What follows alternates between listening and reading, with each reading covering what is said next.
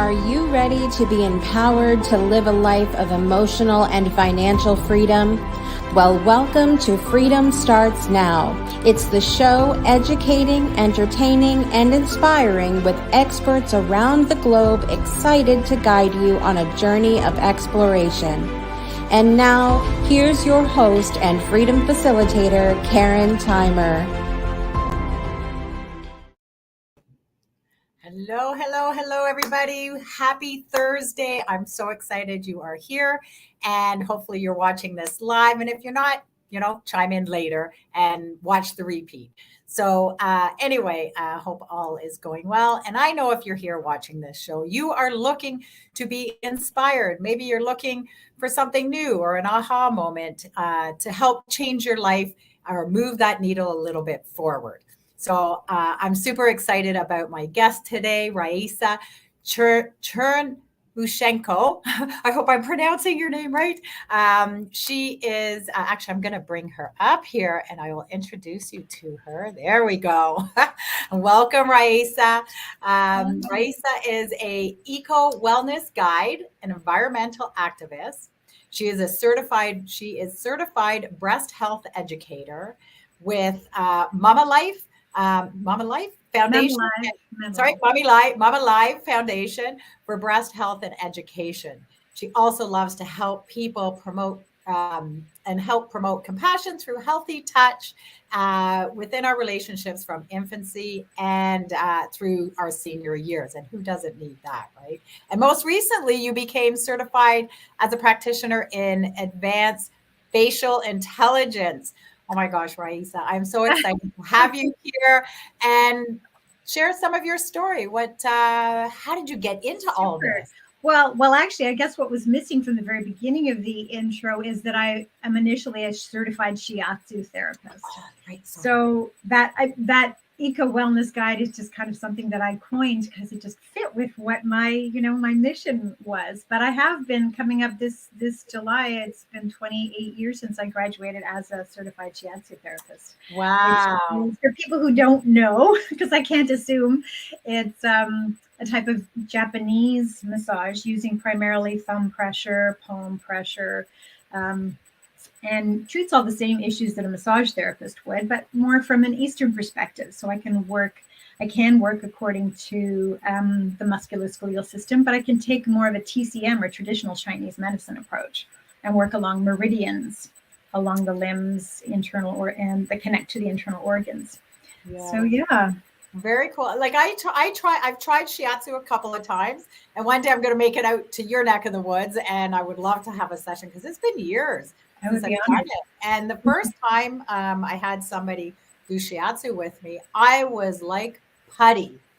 I remember getting in my car going, I don't even know if I can drive home. I don't think my body had ever felt that great before. Yeah, I don't recommend driving immediately. The only car accident I ever had was immediately after a shiatsu treatment. Wow.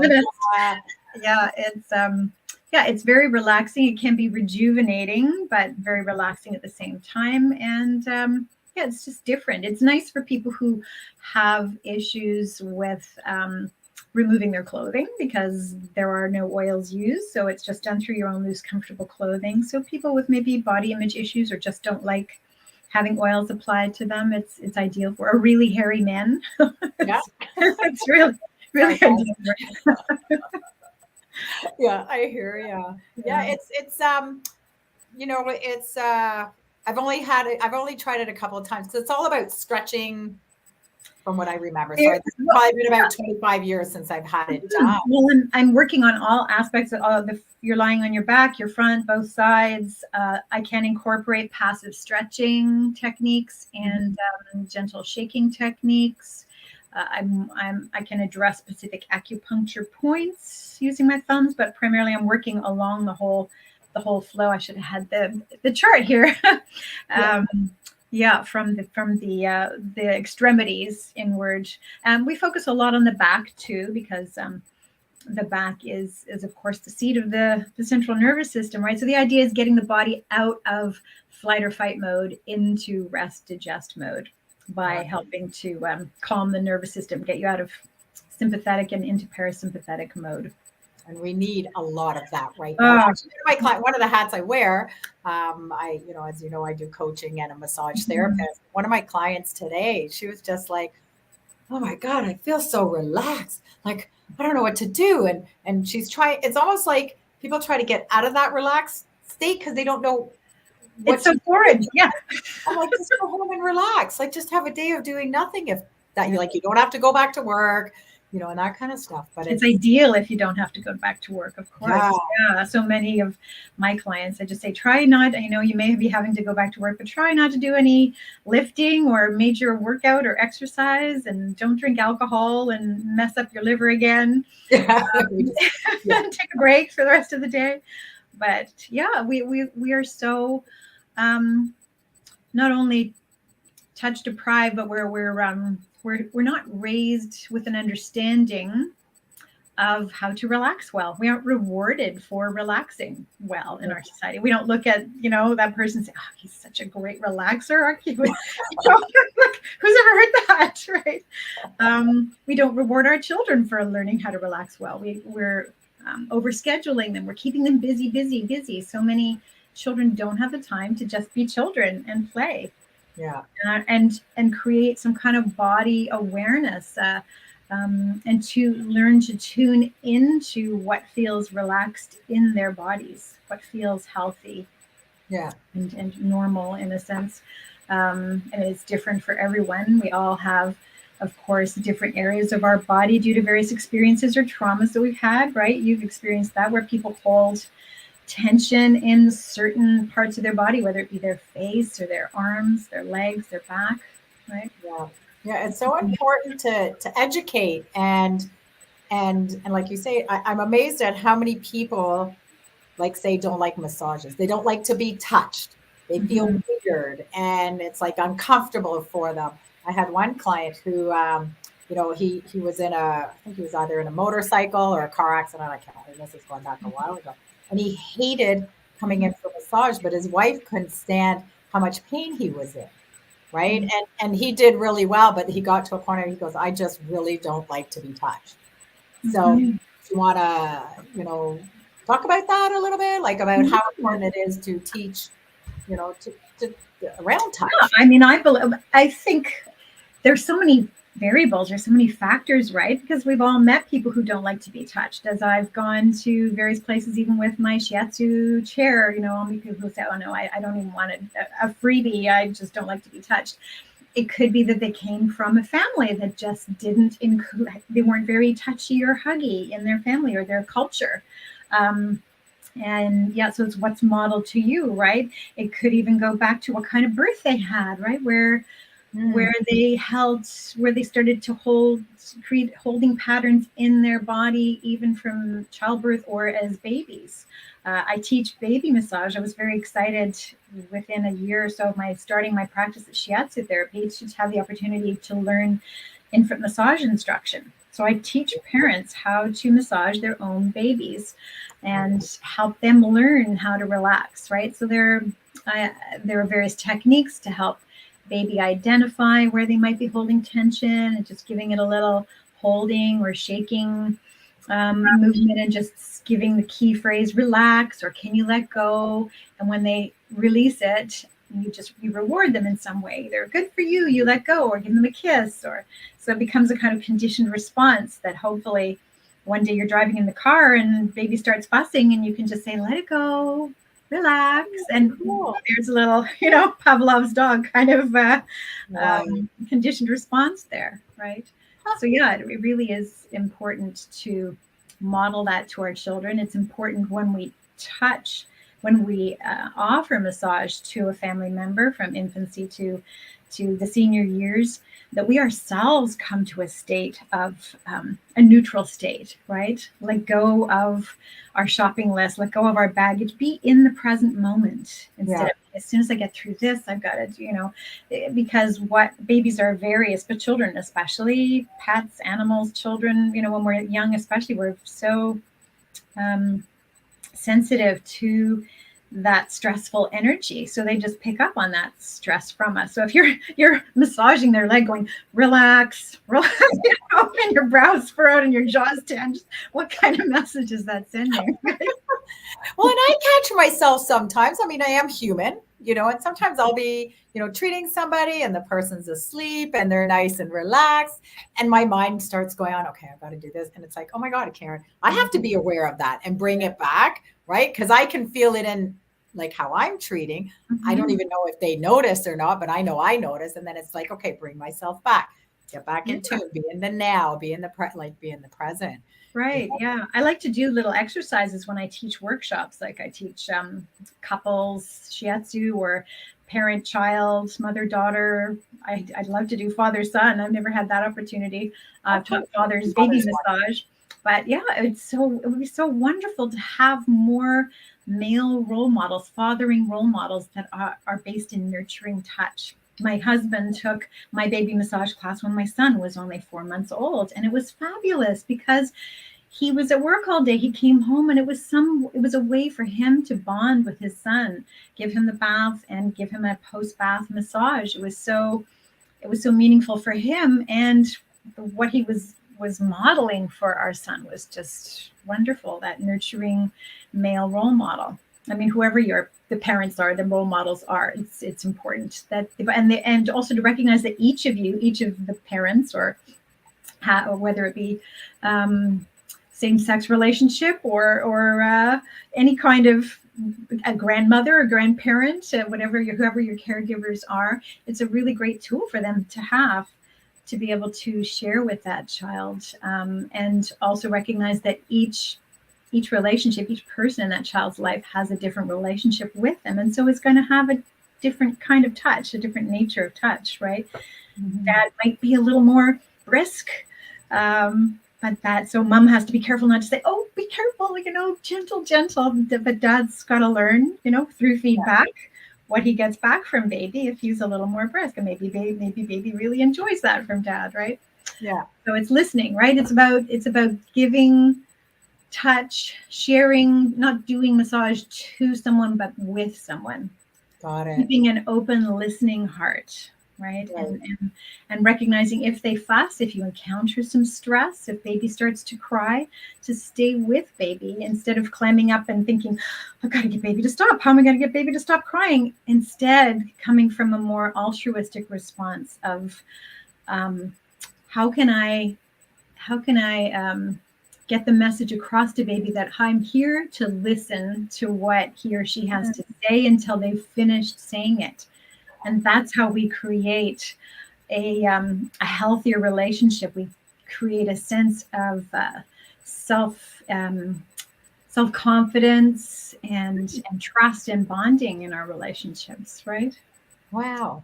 One thing I love about interviewing people is I always learn something new, right? I don't have kids, so this is amazing to learn. And I'm thinking like, okay, so when we don't receive that, how does that, and I guess it also teaches babies, to feel safe, right? Because as we get older, we find these fears and different things, and it's all around really not feeling safe, right? And how that shows up in your life later. Yeah. So massage time can be a time when your child, even as they're getting older, knows that this is a safe place, a safe space, a time when they're safe to maybe bring up something that might be bothering them or upsetting them. Wow, that's because they're not going to be judged Yeah. So I guess it, like you said, it helps with self-image, I guess self-love, right? Yeah. And it also wouldn't you think it would create children who are then able to form closer bonds with people throughout their lives? Wow. That's amazing. If they have a sense of self-confidence and awareness and strong security, that they're more able to extend themselves into close relationships in their adult years. Wow, that's amazing. So how did you get into this? Like what got you, did you have something we all have our story, right? The shiatsu, how I got into shiatsu, how I got into baby massage. A little bit. Yeah. Oh, okay. Well, shiatsu, I guess I came from, my father was in the Foreign Service, so I grew up in several countries around the world. And in my in my teens, there was a year in my senior year at an international school in Malaysia where I actually lived apart from my family. They moved on to Lebanon, and I remained to graduate in in Malaysia. And I read or heard a piece about how psychologists had determined that for optimum health, human beings needed 13 hugs a day, or it might have been just touches. I'm not sure, but I remembered it as hugs. And I thought, gosh, I'm not living with my family right now. I was living with an American family who I didn't really know that well. I wasn't on a hugging basis with them. So I started a hug club because that was the way I was going to get my hugs every day, right? And I was in the artsy crowd, right? I was into drama and choral choir and everything. So, though I hate to what's the word I'm looking for? The word oh my gosh, I can't find the word I'm looking for. So not all artsy people are, necessarily touchy-feely, and other people are too. But anyway, that was the crowd I was with, and everybody was open to that. So my rules were you had to get 3 hugs a day, but you could always lie and say that you'd only keep lying and saying you'd only had 2, right? Yeah. So that became, and I recognized from a very early age, because I took dance as well. So I was very body aware. I was very self-aware of little aches and pains or differences in my body, after I've been dancing or whatever the case might be. And I was drawn. And at the same time, I was living in a culture, multicultural, with Chinese, Malay, Indian, and I was drawn to a bit of the Eastern theories. And so, when I came back to Canada, I studied theater, which again led me through processes that were very much about creating body awareness, right? You're creating a character in a play, and some people create that character from the inside out, some from the outside in. There's certain physical gestures or tendencies or idiosyncrasies we all have. If you watch someone closely, they might have a tendency to rub their fingers together or play with their hair in a certain way. So you kind of watch people and how they use their bodies. And so then after university, I ran into one of my movement teachers, and he became a massage therapist and was teaching shiatsu. So long story short, shiatsu kind of tapped me on the shoulder 3 times and I went with it. I do that too. If it taps me 3 times, I can pay attention. Yeah, exactly. So then I, after in my first year in practice, I noticed I was getting a lot of people 60 and up, 50 and up, 60 and up, who hadn't even had anything as simple as a foot massage their whole lives. And at the same time, I was becoming aware of how much abuse was in the news, whether it be not just child abuse, but senior abuse. And then this opportunity to study infant massage came to me. And when I saw their philosophy and how beautiful it was about how every child deserves the opportunity for early bonds through loving touch, no matter their demographic, their race, their culture, that's a right that we have. And we can afford it no matter what, we can afford giving our children loving touch and keeping those parenting traditions, which, by the way, do exist in a lot of cultures around the world, have infant massage traditions as part of their culture. The woman who did this lived in India, and she was with the Peace Corps, and so she discovered it there. But in various cultures around the world, we have that. So why did we let that go in favor of just listening to and reading books by experts who don't necessarily know our children, right? So it's about really coming back to a place where we trust our own intuition in our relationships, especially with our children. Yeah. I used to have a client, she would come in, she had 2 twins. They were, I think, like 7, maybe, cutest kids. Oh my God, these kids were adorable. So she would come in, and then so she had the twins, like 6 or 7 years old. And then her son, I think, was like maybe 2 years older, maybe 9 or something. And they would all come in for a massage. And the kids loved it. And mom was so happy afterwards because they're wired, right? So they were so calm. But she came in, I think she brought the kids in maybe once a month for a massage. And and they just loved it. And they were relaxed. It kept them calm, and and those who are watching, if you want to keep your kids calm, bring them in for massage, right? Like, or do it Or yourself. at least, learn some baby. I mean, we all actually have, so many parents have natural instincts when it comes to whether putting lotion on their babies or bathing them, to just simply massaging a certain part of them. But then other people just have no idea. It's especially wonderful for first-time parents who are very insecure and lacking in confidence about how to handle their baby, and what kind of touch is appropriate. So that's especially good for them. But then, to continue that on through the teenage years, because we, of course, know that teenagers go through a stage where they're kind of, just like toddlers, go through a stage where they're kind of rejecting us, rebelling a bit. And just a simple hand on a shoulder might be all they need to kind of turn them around. Just look at them in the eyes, put your hand on their shoulder while you're talking to them. Studies have shown that teenage boys are among the most touch-deprived members of society.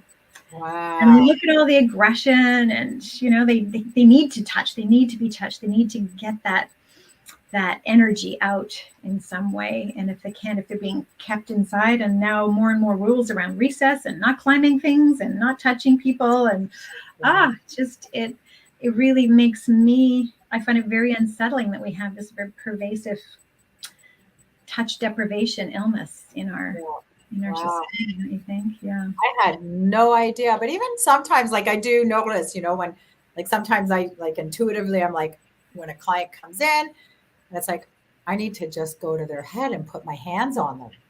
And their whole body just goes, and stuff like that. So, I don't treat a lot of teenagers.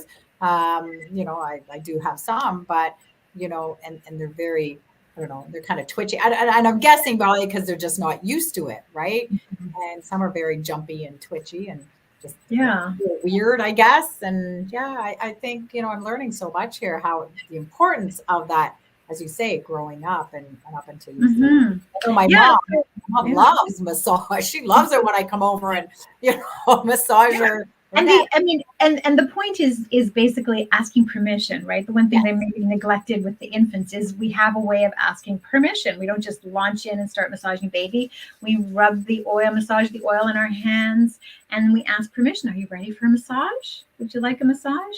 And we watch their body language. If they're fussing, if they're, flailing, their heads turning from side to side, or they're reddish in color, that's a clear non-engagement cue, right? Positive engagement cues are more relaxed shoulders, more eye contact. They might have their thumb in their mouth, but might be more of a self-consoling thing.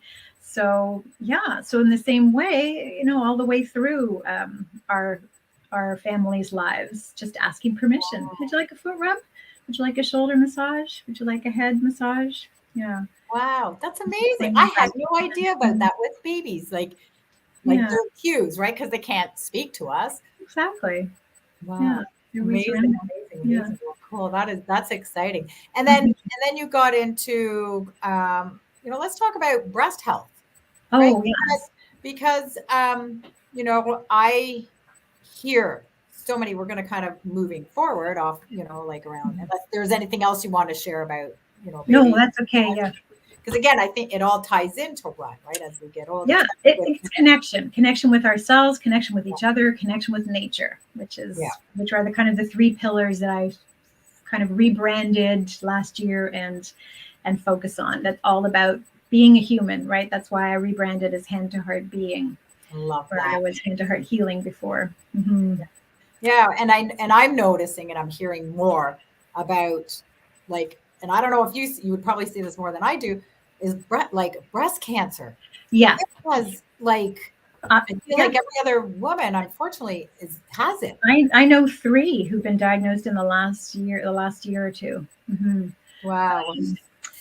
And that I came to it through my own discovery of a cyst in my breast, which I was concerned about. I hadn't had any breast cancer in my family, but I was concerned. I was very health focused, and just through the course of working with my naturopath and discovering this program, the Mammalive Healthy Breast Foundation's program, and a book written by their founder, Sataram Kaur, I embarked on 3 months of eating really clean, doing things like dry brushing for the lymphatic system, using essential oils to massage my breast, taking certain homeopathic remedies, etc. And my cyst had been discovered in, or the potential for it had been discovered in what we call breast thermography, which I had opted for at the time instead of a mammogram, partly because I was still nursing. I had my daughter later in life, so I was still nursing her at the time. The doctor said, you should get a baseline mammogram. And I went, I don't think so. So after 3 months of doing all of this, I went back for another follow-up, and it was clear. It was gone. It was reduced. Yeah. So I thought that was a real aha moment for me, because never before had I thought about the fact that women have so much more control over their breast health. We don't just have to, as I've said many times, sit back and wait for our names to be called in the breast cancer bingo. There are so many ways, from environmental to physical, mental, spiritual, dietary, that we can help considerably reduce our risks. Nothing is guaranteed, but there's so many things we can do. So I became a breast health educator, and in fact, I'm doing a little Sips, Dips, and Tips event as kind of a teaser for the program. A week and a half from now, as I've mentioned to you before. So I'll be teaching the top 12 breast health tips, served along with healthy teas made from different herbs that you wouldn't think might be nice in a tea, to some that you might be more familiar with. And then we'll have a few healthy dips at the same time. So I'm trying to make it a fun event. Bring your mother, your sister, your daughter, your friends. And, it's a celebration of breasts. Well, and it's funny because, it's actually kind of sad. It's not really funny, but anyway, when I was in school for massage, they put up this big hype about, breast massage and this and that, and going on, like it went on for days, weeks, about talking about it. And then we had one class in it. Oh gosh. Right? So, and of course, I go into class and all of us are nervous, like, oh my God, this is going to be weird. We're doing breast massage. But then I was like, well, wait a minute, it's just tissue, right? Mm-hmm. Like, this is not a sexual thing, right? Yeah. And I remember thinking, so in school, you could be what we called the demo person. So the teacher would teach, one of the students, and demonstrate a technique and that. So for me, I was like, okay, I want to be the demo person. Like if somebody's going to do breast massage, I want somebody who knows, no offense to students, but at that time it was like, okay, I just want someone who knows, right? And it helped me to actually, for me, it actually helped me step out of my comfort zone, right? Mm-hmm. So it's like, the class is watching, I'm on the table, the teacher's working with me and showing the techniques.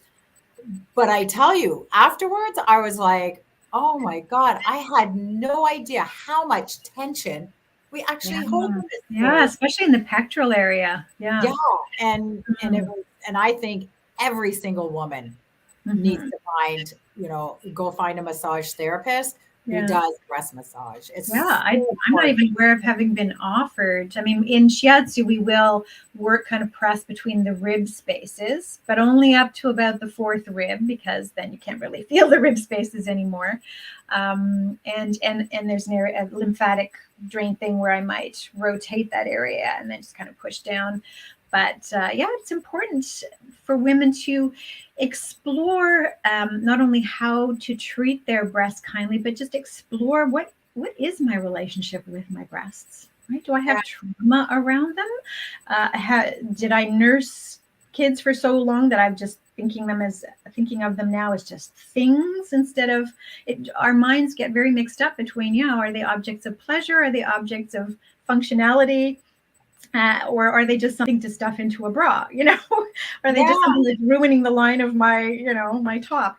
But we've got so many, it's very complicated, right? So part of the program, in one of the modules of this 12-module program of the Healthy Breast Foundations, we do look at our relationship with our breasts. But not only that, we look at our emotional states in general, what emotional states we have the most difficulty with. Do we have difficulty with boundaries or with anger or with fear? And how is that tied up? Where are we storing these negative emotions?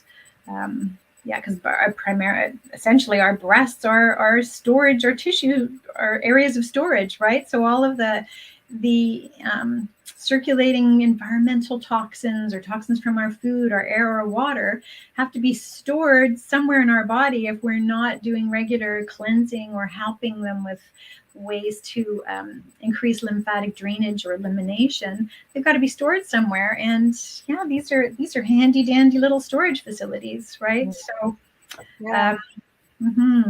Wow. Yeah. Issue. You never really think about it. Like I'm listening to it, I'm going, wow, I never really thought of like, what do mine mean to me? Like I have never thought of that. I'm gonna have to like think about that, going, what do you girls mean to me? Right. Yeah. But even just saying that, it's like, okay, this feels kind of strange. Right? So it's like, oh, interesting. Yeah, I mean, even just start with lying in bed and just placing your hands on different parts of your breast, or being aware of, did I just feel a twinge in there, or and we hear so much about regular breast self-examinations. Oh, they're important. Oh, now they're not important. Oh, now they're important again. We get so much conflicting information about what the best types of diagnostics and ways to treat them are, or to regularly examine them are. So that's one of the other modules that we look at, various types of diagnostics and their pros and cons. But yeah, if having a particular day of the month that you just take a look at, re-examine, whether it's important to really probe deeply, etc. Just having a relationship with your breast so that you become aware when something feels different than it did before, right? And that's another point that kind of brings me back a bit to baby massage or children massage. If you're regularly massaging your baby, you're the first to notice, oh, I didn't notice that thing sticking out by his belly button. I had a woman discover an umbilical hernia in her baby because she was doing regular massage. So it's just familiarity. It doesn't have to be something that we're afraid of doing, or it would be nice if we could reach that point where, we just have a friendly relationship with our breasts. We find ways to lovingly massage our hands and our arms, our legs, just kind of bring it up while you're applying a lotion to other parts of your body. Just extend that to your breasts. There are wonderful essential oils that you can incorporate into a breast massage oil. What oil do you recommend? Well, there's a number of them. That's another course that I teach too, is the tips and oils. So I identify the top oils, but some of the more the stronger oils for incorporating into a breast oil massage include lemon, Roman chamomile, thyme, although that doesn't smell so nice. People also use some of the expensive ones like rose or jasmine, but frankincense. There are a number of them that you can explore. So many amazing, and again, it's working on self-love at the end of the day, right? And it's about loving all of you, and I from what I see with coaching and clients, we're so I can't speak for men, but so many of us women are so hard and we're so critical. And I catch myself. I'm a lot better than I used to be. I used to be like, oh, I hate my legs. Oh, I don't like my breasts. Oh my God. Like, and one time I was at a retreat and my intentions were around, I want to heal my heart. I don't know what that looks like. During retreat, my mind was just like cutting me up and just beating me up. And I'm like, what the heck? I'm supposed to be working on self-love. But the way this retreat works and the way this particular medicine works is it will amplify what I call the shit talk, right? And it needed to show me, like, look at how you're treating yourself. So then, of course, then I had a lot of tears, right? Like, oh my God, how am I going to love myself if I treat myself like this? But it was awareness, right? And we're not aware of it. So what I like to call people is like, let's be aware of how you talk to yourself. And I'm a lot better. I still catch myself. Sometimes I'll be like, oh, no, is that love talking? Or is that, something else talking, right? So I call it love or fear, right? And it's like, oh, this isn't how love would talk. So I'm learning to love my body, learning to love my body more, right? So, but talk to yourself as you would your own best friend, right? Right. or a right. good You friend. talk to your child like that. Oh my God, you're mom. It's like, ooh, girls, and it's like, no, we would, right? Well, we hope we would. Mhm. We run these kind of critical self-talk monologues.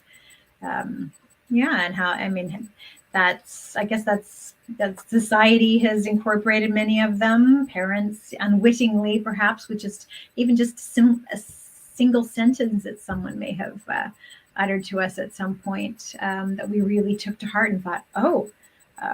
I remember my mother-in-law telling me years ago that when she was a child, one of her friends told her she sang like a bear, and she never wanted to sing again. Oh, She had wow. a deep voice. Yeah. So I found that but her whole life she didn't want to sing after that. Wow. Yeah.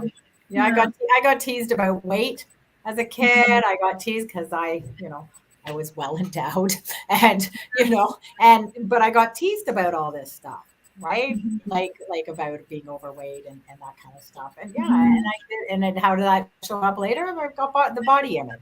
Like Yeah. that, right? So where can we go that we're accepted, right? That's what kind of brings me back around to this idea of nature. Where can we go where we're accepted? When we go out into nature, into the forest or down by the lake, we're not being judged. You don't look at the trees aren't judging each other. They're not judging you, right? The trees actually emit, I think they're called phenols, in a very fine kind of mist or molecules in the air that give us healing, that give us. I once read in one of the many books on trees and healing that I've been in devouring the last few years, is you can walk into a forest and simply send out the message, please send me the healing that I need today. Yes. And believe that it will come to you. Whether you don't need to hug the tree, but if you like to, then go ahead. Just sit still, breathing and listening and connecting, right? Sit and look at the clouds. Do something that connects you with nature, where where you can take that focus out of your body for a few minutes and just experience acceptance. Yeah. And then my hope is by the same, if we develop this awareness or this appreciation, if we encourage this appreciation with nature and communing with nature in this way. When's the last time you heard the term communing with nature, right? Feels like a 70s expression, right? Then, so by communing with nature, we come to appreciate that part of nature, whether it's a lake or a forest. And by coming to appreciate it, we come to love and thereby stand up for and are more likely to protect and stand up for the rights of that area. Because we're decimating our wilderness and our green spaces at a record rate right now. So my hope, that's kind of how I came up with this term eco-wellness guide, is in helping people to see, through teaching them about not only touch, connection with themselves, but teaching them about things like the 5-element theory of traditional Chinese medicine, where we recognize that life is made of the 5 elements: fire, earth, metal, water, and wood. And each of those is associated with a particular season: summer, late summer, because there's 5, fall, winter, and spring. And then through my facial intelligence work, I've come to understand more about how each of those elements is also associated with a certain archetype, facial archetype. So captivator, nurturer, royal, sage, and warrior. And we're, just as we're made up of, the world and our bodies are made up of all of these elements, so we have the archetypes within us, right? So recognizing how, as the season changes, the spring is the time to be planting the ideas that we've come up with when we've gone still into winter. We've come up with these ideas and maybe worked more on creativity, going within and reflection. And then the spring, we plant those seeds and ideas, just like nature does, right? And then the summer, we begin to see that growth. And then in some, we nurture that growth in the late summer, and then we harvest it and refine it in the fall. So I find it quite exciting to teach it and talk about it. I'll be teaching a workshop actually to couples at another event in late June. The Elemental Solstice Festival at Soul's Path. Oh yeah, I might be there that weekend too. I'm teaching. Oh, I'm no, teaching no, a couples workshop or partners workshop on no. connecting, teaching partners how to communicate more hands-on in order to deepen their heart connection and improve their listening skills and release negativity and tension, but how intentions and how that ties into the fire element, because fire element is very much associated with the emotion of joy, love, connection. So each of those elements is also associated with a particular emotion. Wow. It's quite fascinating. And so recognizing where we hold emotions in our body, what time of year we're in, what we have, what maybe elements we have too much of or that are overactive within our body are all, it sounds very complicated, but it's all a part of taking a 5-element theory approach to life and healing. Yeah. Oh my God, that's amazing. Yeah, I think they have a retreat. That's what I'm going to be at Soul. Okay. Yeah, I'm going to be there as a vendor. Mm-hmm. Oh, that's so exciting. I feel like I could talk to you forever. I mean, there's so much to learn, right? Yeah. And yeah, it's just, I've learned so much from you already today around, around the importance of touch and stuff Mm-hmm. like that. Healthy touch, yeah. Yeah, and I knew it was important, but even still, like the different seasons and Mm-hmm. so much, so much. So if someone wants to find you, is your event they're both are in person? Can people Yes. do it online Yes. as well, or no? I don't You think the events aren't online this time. No, the Healthy Breast Tea Party, Sips, Dips, and Tips is June the 12th from 2 to 4 at Soul's Path. If people on Facebook, they can find the event at Hand to Heart Being page, or they can just email me at raissa@handtoheartbeing.com. And they can also check out my website, handtoheartbeing.com. But in order to register and e-transfer, it's $40 or bring a friend for 20, and I have a special price of 30 for thrivers or survivors of breast cancer.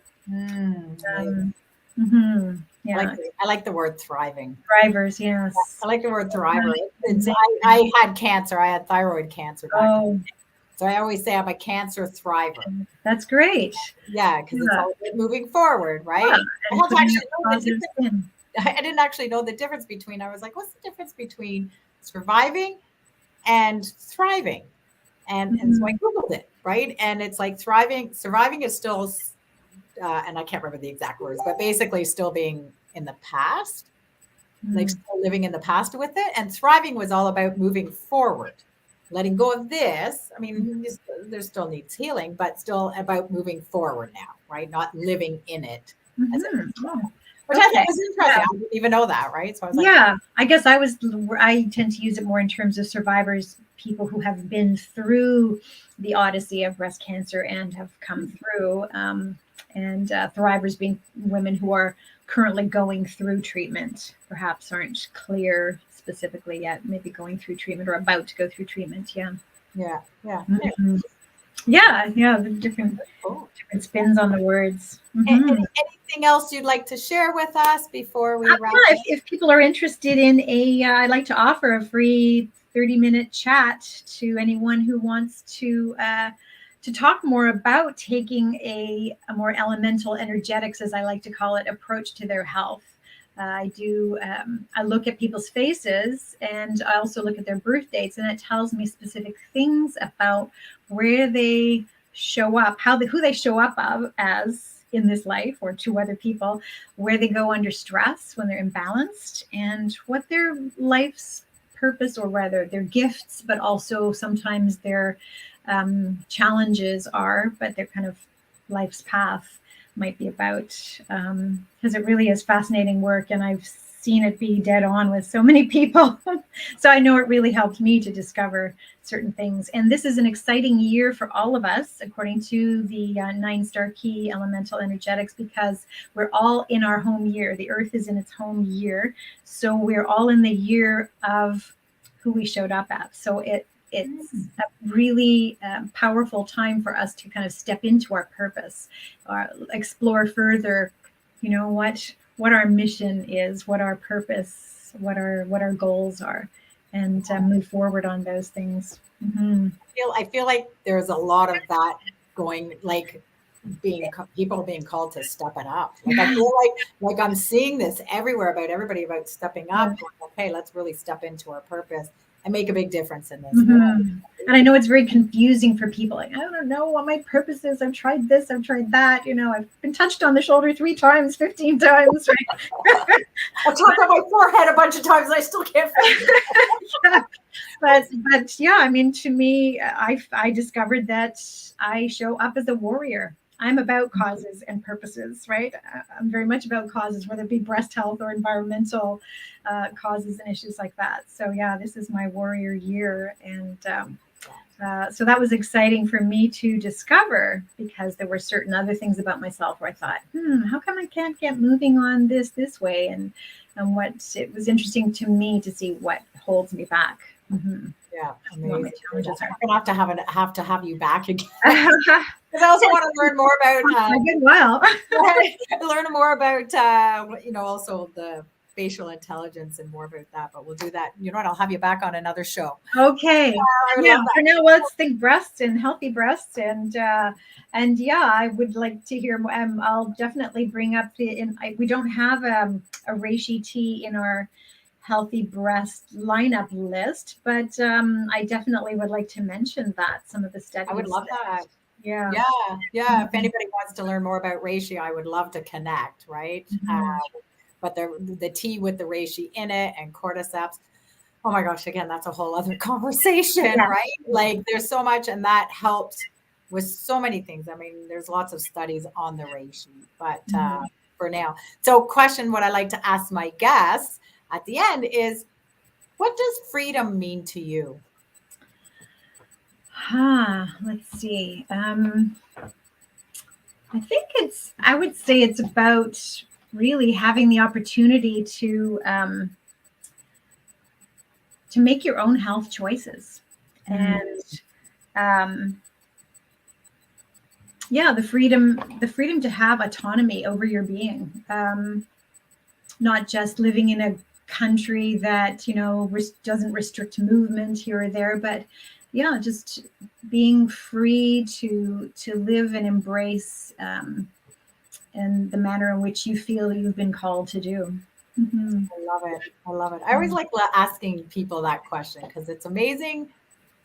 There's a lot of people that actually don't even know what freedom is, right? So I love asking to share so people can go, oh, I like that, right? So amazing. Very good.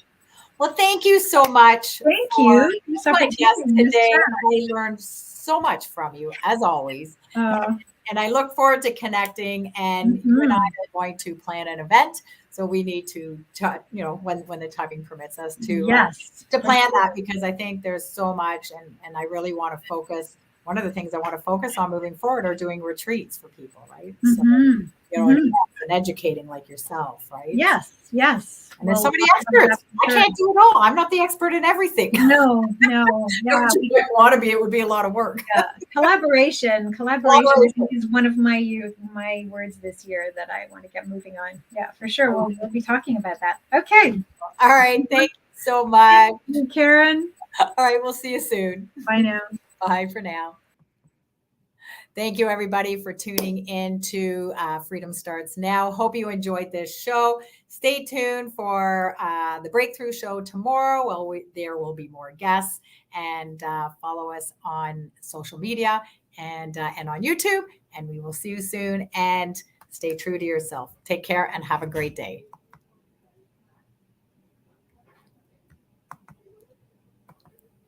Oops, I'm just trying to find buttons here.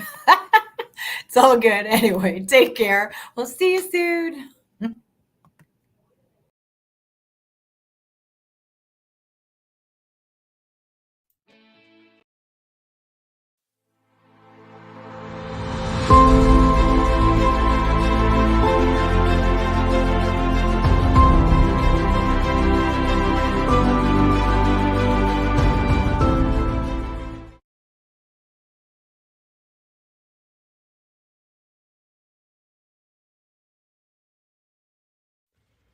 Thank you for watching Freedom Starts Now with Karen Theimer, only on the Breakthrough Show Network.